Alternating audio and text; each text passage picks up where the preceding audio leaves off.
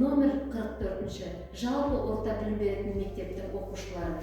Сіздерге 30 қараша мен 4 желтоқсан аралығында қазақ тілі мен әдебиет пәні бірлестігінің апталығы өтетін туралы хабарлаймыз. Сәлеметсіңдер ме оқушылар? Менің аты жөнім Коканова Айгүл Тұрсыновна.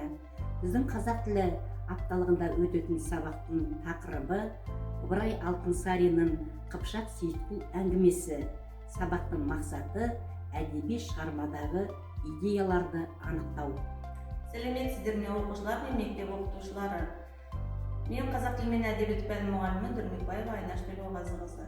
Оқыту орыс тілінде жүргізілетін 3-ші Б сыныбына қыс айлары деген тақырыпта сабақ жоспарлап отырмын. Бұл сабақта біз қыс айларының атауымен, жаңа сөздермен және сөз тіркестерімен танысамыз. Сонымен қатар Абайдың қыс өлеңіне шолу жасаймыз. Сәлем оқушылар, мен қазақ тілі әдебиет пәні мұғалімі Исабаева Айдана Мағжанқызы. Ашық сабағымыздың тақырыбы халықты зар еткен, зобалаң заманда жыр еткен ақынның бірі Шортанбай Қанайұлы.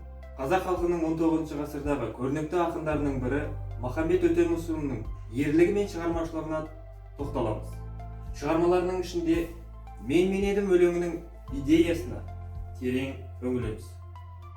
Сәлеметсіздер ме құрметті мұғалімдер және оқушылар. Менің аты жөнім Еркінбек Өмірбек Айданов. Ашық сабағымның тақырыбы менің қаулым. Мақсаты сюжетті сурет негізінде сөйлеу. Қайырлы күн құрметті ұстаздар және оқушылар. Қазақ тілі апталығында 10 сыныптарға өтетін жерлесіміз Медеу Сәрсекенің Ұлы Кемеңгерге жазған Қаныш Сәтбаев роман-эссесі бойынша зобалаң жылдар бөлімімен танысамыз. Сіздерге қызықты болады деген сенімдемін. Бізбен бірге болыңыздар.